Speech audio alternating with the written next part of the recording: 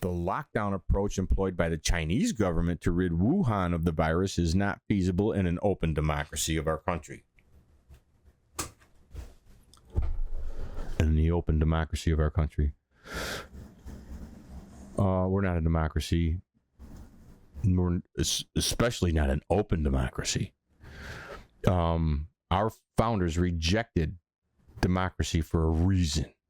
Okay, that's not to say our founders rejected democracy for a reason. Madison explains in Federalist 10 a little bit, because they're volatile. They're known to be volatile and short-lived, where republics are more steady. But here, the thing is, why do we have a republic? In really short, our Constitution ordains a republic, and what was set up to be really quick is like a submarine or a ship that's broke off into sections. Okay, they have sections. So if a fire or a leak or a torpedo hit or something hits one section, the fire or the leak doesn't spread to the other sections. They can section it off, or it leaks slowly through that. You know, they slow it down so maybe they can get rescued, or maybe even get the ship back to shore before it sinks. Right, to get repaired. But democracy, open democracy, what that does is it removes all those sections, those firewalls, because you have village, you have town, you have local governments, you have village and city. Sorry, you have local governments there. Then you have the towns that those villages and cities are in. Then you have the counties that those towns and villages and cities are in. Then you have states, and then you have the federal government, right? So you've got sections where like Madison was explained, he called it factions. Faction, which would be any particular faction of people that would be a threat to the people's liberty, could happen in one place or this place or that place, but the firewalls of the republic would keep it kind of to in one section and wouldn't spread like unabated across the whole of the country, sea to shining sea. But that's what in the progressive era, there was things that came up like populism. That's what populism does. That's what pragmatism does. These political philosophies, nationalism does. There are political philosophies that come out of the progressive era. I don't know, nationalism, but pragmatism and populism came out of the progressive area specifically, which was like the early 1800s up until like the mid 1950s or 60s or whatever, right? Progressive era policies and politics. Populism was designed to make as many things of natural interest or of national concern, or nationalize as many things as you possibly can instead of localizing things. You know, so it becomes a threat to the country if you can make it popular. That's what populism does. It skirts. It's a philosophy to skirt our republic, to skirt the firewalls of our republic. Pragmatism is the same thing, where you come out there was, you know, don't let perfect be the enemy of good shit.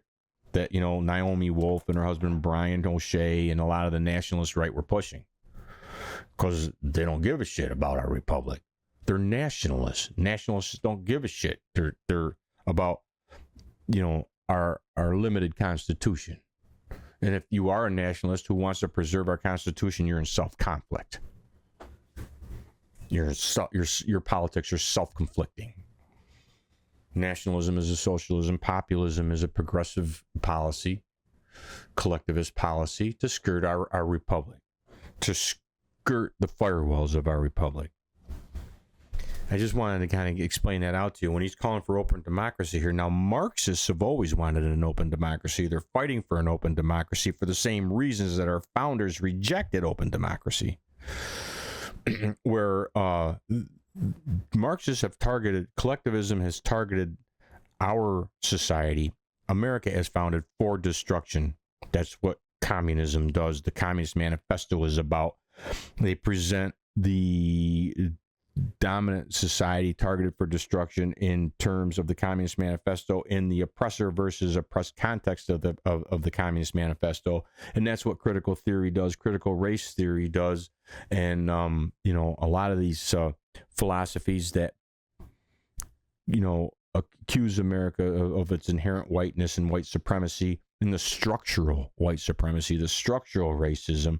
They're presenting our society to as many people as they can from the perspective of the revolution against it in the oppressor versus oppressed context of the Communist Manifesto.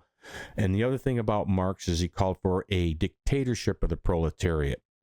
From a communist, a revolutionary communist perspective, they're looking at our country and they're saying, well, right now, you know, our country's under the dictatorship of capitalism, is under the dictatorship of, you know, white supremacy, or under the dictatorship of, you know, whiteness of America, or whatever that they're saying, okay? Under the exploitation of capitalism. That's what we're under the dictatorship now of. But we need a dictatorship of the proletariat. You know, the rise up, you know what I mean? And the oppressed versus oppressor context of, again, the Communist Manifesto. Marx's dictatorship of the dictatorship of the proletariat can't really come to fruition if our republic and the firewalls of our republic are intact. They want that dictatorship of the proletariat to ignite and burn across America, sea to shining sea, unobstructed. Can't really happen if the firewalls of our republic are still intact. So we've got a lot of these different progressive, collectivist, Marxist. Marxism is just another collectivism. You know, just another one. That's all it is. Just want to point that out. And what we're talking about here, Dr. Pierre Corey, the lockdown approach employed by the Chinese government would rid Wuhan of the virus is not feasible in the open democracy of our country. Now, I don't know. But he's presenting his argument in the context that a Marxist, a doctrinaire Marxist would. Wittingly or unwittingly, that's what he's doing. Waiting for herd immunity would result in widespread death and disability while again overwhelming our hospitals. Medical freedom doctor, Dr. Pierre Corey.